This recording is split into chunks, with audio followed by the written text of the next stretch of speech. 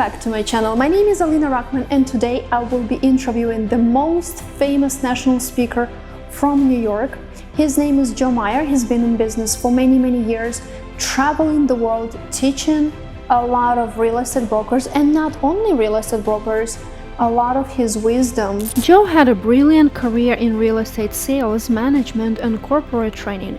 He had delivered over 4,000 professional seminars throughout North America, Europe, and the Caribbean. Among the highlights of his speaking career include presenting over 20 times at the National Association of Realtors annual conference and trade show, twice being selected to present at the National Real Estate Congress held in Madrid, Spain, and numerous state realtor conventions. He was also a featured speaker at many franchise national conventions and for some of the largest real estate firms in the United States. Joe is best known for his dynamic platform presence, sense of humor, innovative strategies, but in my personal opinion, he's best known for his wisdom. I've attended numerous of his brilliant presentations and trainings, and I would love to share some of his wisdom with you today.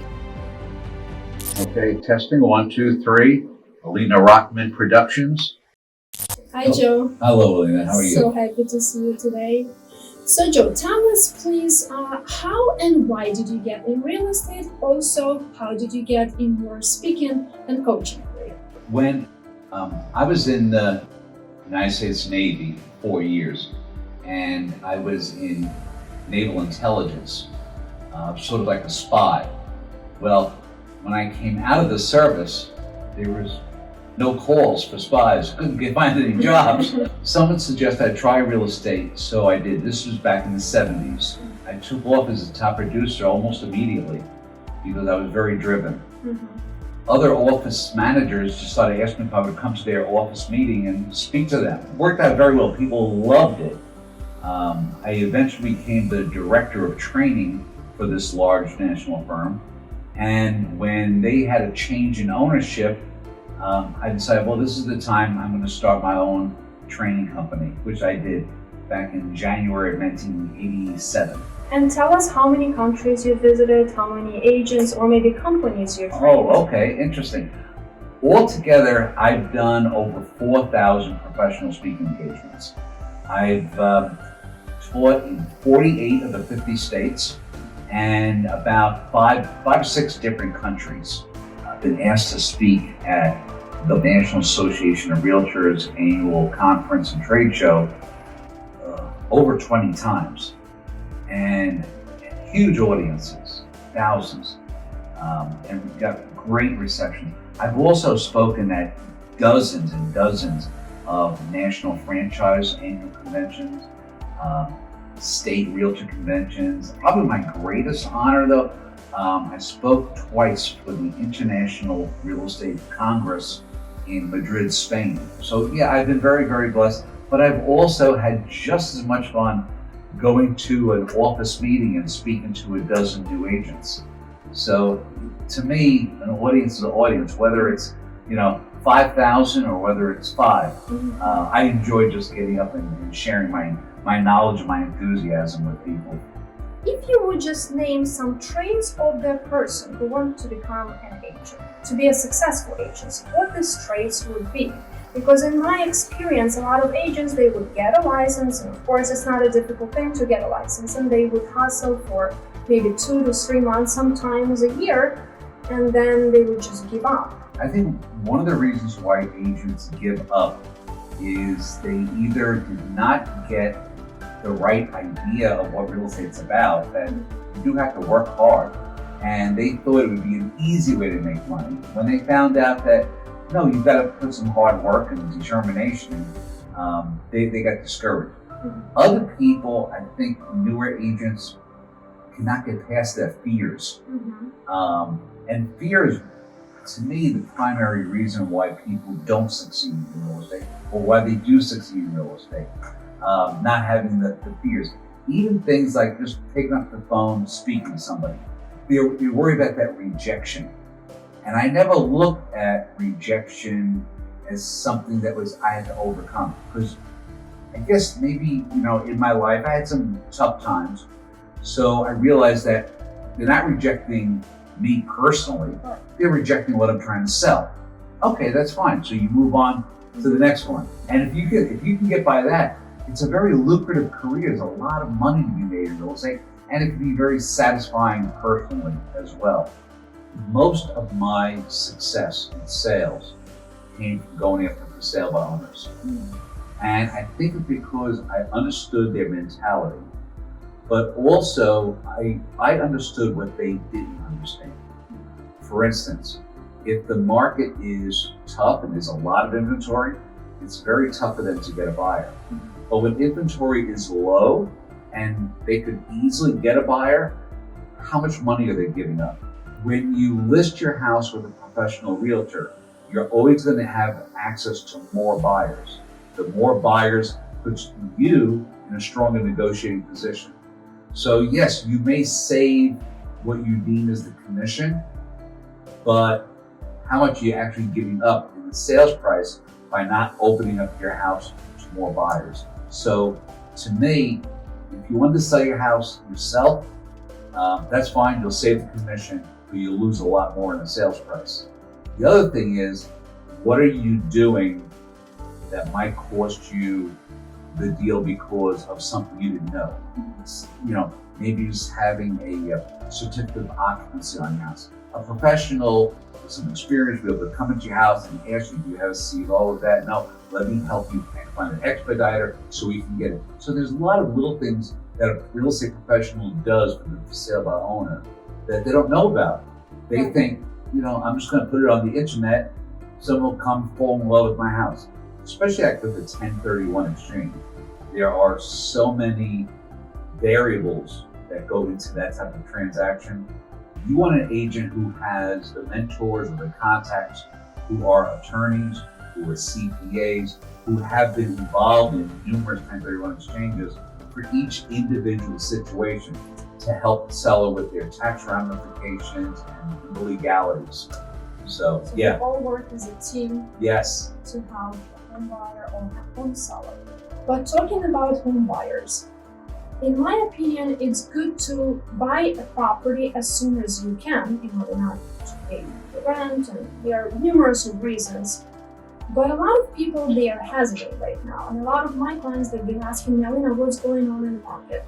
Is it a good time to buy? Is it a good time to sell?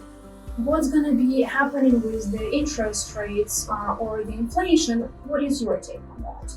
Oh, that's a great question. Now, over 45 years experience in real estate, I have seen markets go up, go down, interest rates go up, go down. Here's what I found. The best time to buy real estate is as soon as you can buy real estate. When I first came into real estate in the 70s, interest rates were about 7%. Within a few years, they were up to 19%. So even though prices came down, the buyer was paying a lot more in the mortgage, the interest rate. When interest rates came down, the prices went up. Mm-hmm. Also, the sooner you buy, the sooner you have the tax write-off, well, it'll help you save money. The sooner you start building equity into your house. So yeah, there's no reason, if you can financially afford it and be pre-approved for a loan, there's no reason to wait at all. If you look back at history, there's always been fears with what's going on in the world. And things that happen in the world do affect the economy. I always tell people, don't worry about the world economy. Worry about your own economy, okay? So if you can afford to buy a house, buy it. If you want to change your lifestyle, you want to move to a more southern, warmer climate or whatever, don't let things hold you up. The one thing that we don't have in life is a guarantee of how long we're going to be here. So people who put things off, usually end up paying more, either in money or in regret. I would say if you're still looking to buy a house, buy one now. If you're looking to sell one because you want to cash out while prices are high and enjoy a new lifestyle with your grandchildren or whatever, do that as well. Mm-hmm. Don't let the economy dictate your life. You dictate your own happiness. That's very wise advice.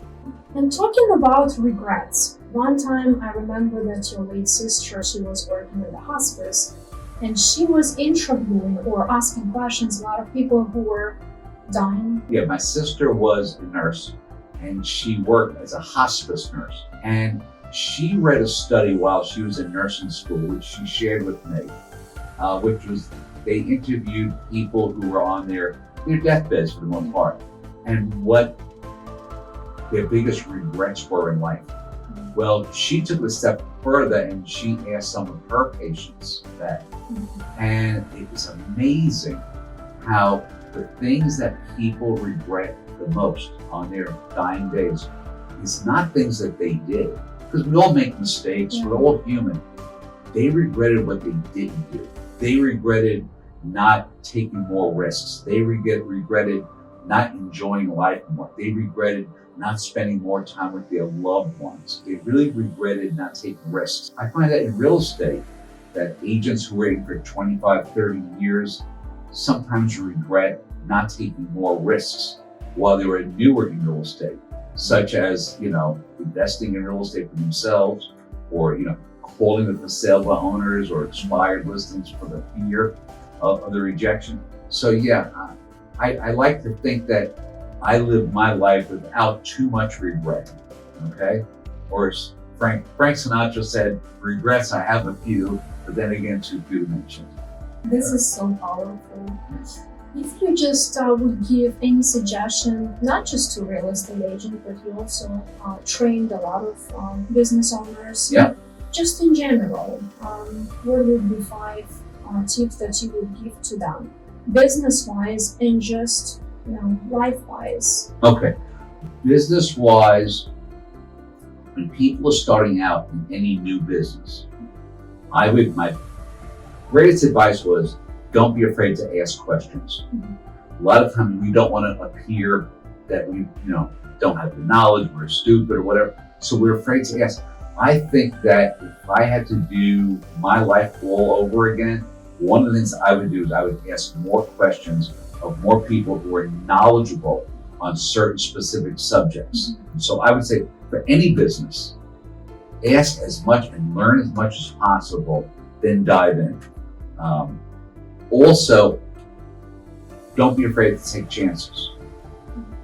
If you have a little bit of money to invest in your business, but you should have a little bit to invest in any business, don't be afraid. You may not be a success with it, but give it a shot. I would also say, make sure that you're doing a business that you love. Because if you don't love it, that's when you're going to have regrets. As far as real estate goes, I would say ask a lot of questions, but don't get caught up that you have to know everything. So dive right in. If you make a mistake, the world is not going to come to an end. Believe me on that. Also, a lot of agents are afraid of sales, that they're appearing pushy. No, it's not a secret that you're a salesperson. So don't be afraid to ask for the sale. Well, I'll tell you a quick story about my very first listing. Now, back in those days, we didn't have any training. That was it. And there was only one book in the entire library about real estate sales.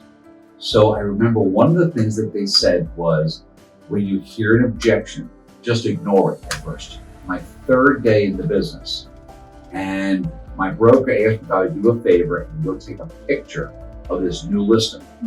I said, okay. So I went there, and across the street was a gentleman raking his lawn, and he had a for sale by owner sign on the front lawn. So I walked across the street. As I'm walking across the street, he looks up at me and he yells at me in a very nasty way. He says, "Are you in real estate?" And I remember, ignore the first objection. So I put my head down, I kept on walking across. And finally I said, "I'm sorry, I didn't hear you. What did you say?" He says, "I asked if you're in real estate." I said, "Yes, I am." He goes, "Get off my lawn." He goes, "Don't ever come back here again." But I did remember, I tried to engage him in a conversation. So I started looking around and asking him questions. I saw smoke coming out of his chimney. I asked, "Oh, you got a fireplace?" He goes, "Yep, I built it myself." I said, "I would love to see that." He goes, "All right, I'll show it to you." But Remember, we're not talking about real estate. I said, that's okay. He led me into the house. I went in, met his wife, who was a lovely lady, and I asked him for an appointment. And he's absolutely not. And his wife said, well, why should we give you an appointment? I said, look, I'm brand new. I don't know what I'm doing. I just wanted to see how I would do. You could just, critique me. Mm-hmm. She thought I was cute. Well, I was back then. I was young. Okay. And they, gave me an appointment for 8 o'clock that night. On the way over there, I'm getting nervous because I've never been on a listing appointment. Nobody showed me how to do one. Mm-hmm. I had no idea. I didn't even know how to fill out the forms. Mm-hmm. But I went over there, took out the forms, started speaking with them. And I'm talking about everything but real estate. She says, excuse me. She goes, I got to put the baby to bed. She puts the baby to bed. She comes back out. Husband's trying to kick me out of the house. I refuse to leave. And finally, about 10 o'clock, she said, look, I have to go to bed. She goes to bed. He's still trying to get me to leave. I refuse to leave. And he says, I'll call the police. I said, I didn't break the law. You invited me into your house. Mm-hmm. So I didn't know. He could not believe how tenacious I was. I had no skills, so that's all I had was tenacity. About 5 minutes to 12, midnight, 5 minutes to midnight, his wife comes out in her nightgown, yells at him, sign the darn listing, let's go to bed. That's how I got my very first listing. So don't let the fear of not being an expert keep you from going out there and getting some business. I am beyond thankful for all the knowledge I received from Joe throughout the years. His wisdom and experience are treasured by thousands of real estate professionals and generations to come. Thank you so much, Joe.